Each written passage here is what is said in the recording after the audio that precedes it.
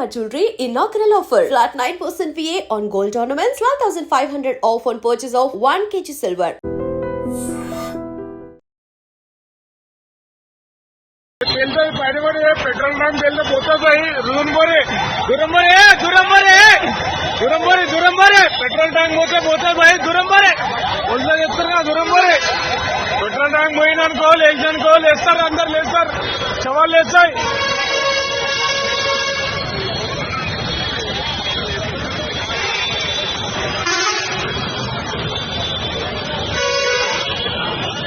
పది మంది వేసారు भाई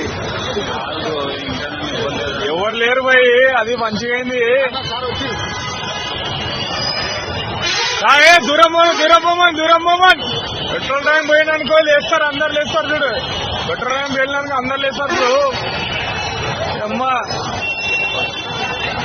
welcome to news. This is Pavan. So ప్రస్తుతం ఎస్ఆర్ నగర్ లో అయితే ఘోర అగ్ని ప్రమాదం తప్పింది అని చెప్పుకోవచ్చు. ప్రైవేట్ ట్రావెల్ బస్ లో సడన్ గా ప్రయాణికులు అందరూ ఉన్నప్పుడు ఆ మంటలు చెలరేగడంతో ఈ ప్రమాదం జరిగింది. అంటే ఆ డ్రైవర్ అప్రమత్తంగా ఉండడంతో సో వెంటనే ప్రయాణికులు దించడంతో ఈ ప్రమాదం తప్పింది అని చెప్పుకోవచ్చు.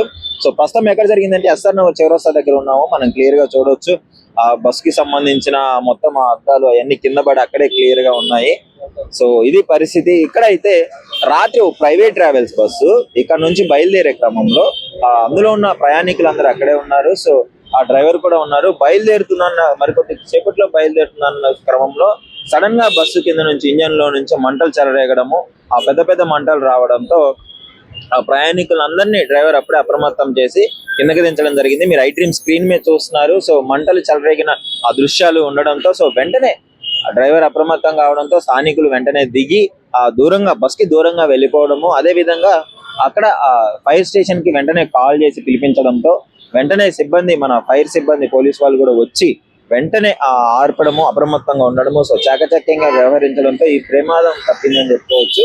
సో బస్ కి అయితే డ్యామేజ్ అయింది, కానీ ఎవరికి ఏం కాలేదు. ప్రజలందరూ బాగానే సేఫ్ గా ఉన్నారు. ప్రయాణికులందరూ కిందకి దిగడంతో వెంటనే అప్రమత్తం అయ్యి దిగడంతోనే ఈ ప్రమాదం తప్పింది అని చెప్తున్నారు. ఇక్కడ మీరు క్లియర్ గా చూడొచ్చు. బస్ కి సంబంధించిన విజువల్స్ కూడా మీకు స్క్రీన్ మీద ప్లే అవుతున్నాయి. ఇప్పుడు నైట్ జరిగిన ప్రమాదం ఇది. ఇక్కడ మీరు క్లియర్ గా కాలిన బూడిద ఆ బస్ కి సంబంధించిన మొత్తం చూడొచ్చు. పొద్దు నుంచి వర్షం కారణంగా అయినా కూడా ఈ రకంగా పరిస్థితులు అయితే ఉన్నాయి. సో ఇది పరిస్థితి. సో ఎస్ఆర్ నగర్ చౌరస్తా, ఉమేష్ చంద్ర స్టాచ్యూ, అదే విధంగా మన మెట్రో దగ్గరే ఈ ఇన్సిడెంట్ జరిగింది. ప్రైవేట్ ట్రావెల్స్ బస్ ఇక్కడ నుంచి బయలుదేరే క్రమంలో అయితే ఈ విధంగా జరగడం జరిగింది. సో ప్రయాణికులందరూ సేఫ్. అంటే రాత్రిపూట కావడంతో ఇంకొంచెం భయాందోళనకు గురవ్వాల్సిన విషయం అన్నమాట.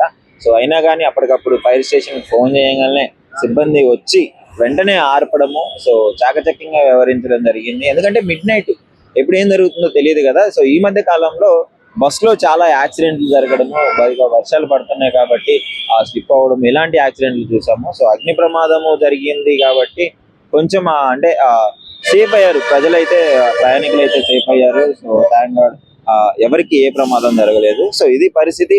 ఎస్ఆర్ నగర్ చౌరస్తాలో అయితే ఇన్సిడెంట్ జరిగింది, ఉమేష్ చంద్ర స్టాచ్యూ పక్కనే.